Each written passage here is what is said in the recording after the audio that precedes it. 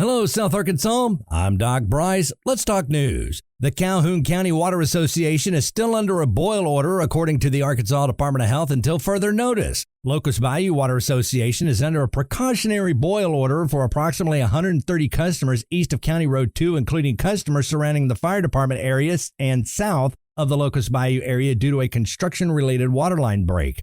Arkansas State Parks introduced the Club 52 program. Arkansas State Parks is inviting people to take a first-day hike or team up with a ranger-led hike Sunday, January 1st in any one of the 52 state parks, spending time outdoors, making memories, and creating new healthy habits. While you're visiting your Arkansas State Park, sign up for the Club 52 Rewards program and visit all 52 Arkansas State Parks. Club 52 is a passport program that encourages visitors to document trips to state parks by receiving a stamp or stamp rubbing in their Arkansas State Park passport book. Club 52 members get their passport stamped when they visit a state park and earn rewards for visits of 5 parks, 25 parks, and 52 parks. The Club 52 is a free program and open to anyone. It's the start of a new year, and that means the start of newly passed laws. Here's some of the laws that will go into effect starting January 1st. Corporations will see a tax reduction. Businesses will go from having to pay 5.9% to 5.3% of top corporate income tax rate, which will be an average annual savings of $13,601. What about individual state income taxes?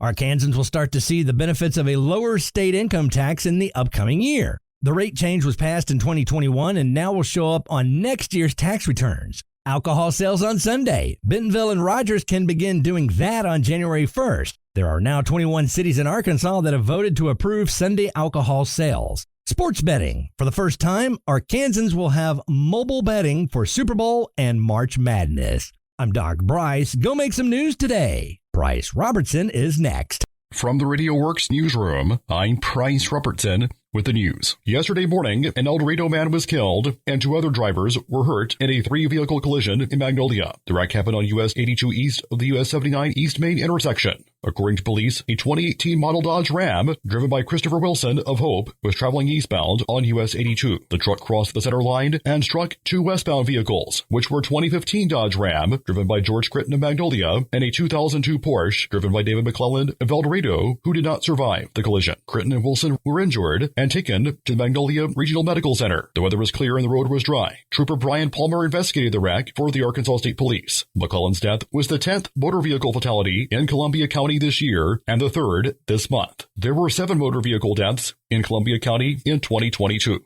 On the issue of medical marijuana, among Arkansas's 38 dispensaries, those eligible spent $23.2 million on medical marijuana last month to obtain 4,489 pounds. A monthly breakdown of sales provided by the Arkansas Department of Finance and Administration shows Platt Family Therapeutics of Mountain Home having sold 179.6 pounds last month, while 6 dispensaries sold more than 200 pounds. The Arkansas Department of Health reports 89,383 active patient cards.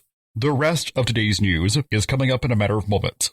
The impact of the flu in Arkansas has led to 15 additional deaths. The Arkansas Department of Health's weekly influenza report said the state had 15 deaths in the past week, totaling 101 for the season. Last flu season had 30 total deaths. The report also said the state's flu activity is ranked high by the CDC. The state had ranked very high for flu activity throughout November up to the December 17th weekly report. Of those who died during this season, 77% were unvaccinated. Since last October, the state has had 17,800 positive influenza tests for this season, an additional 600 over last week's numbers. The ADH points out that this number is likely lower than the total number of infections in the state due to reporting requirements. The number of nursing homes reporting outbreaks remains at 20, the same as the previous week's report. Emergency room visits for the flu also remain the same as last week, at 5% of visits due to flu or flu-like symptoms. Stand by for more on this and other Radio Work stations.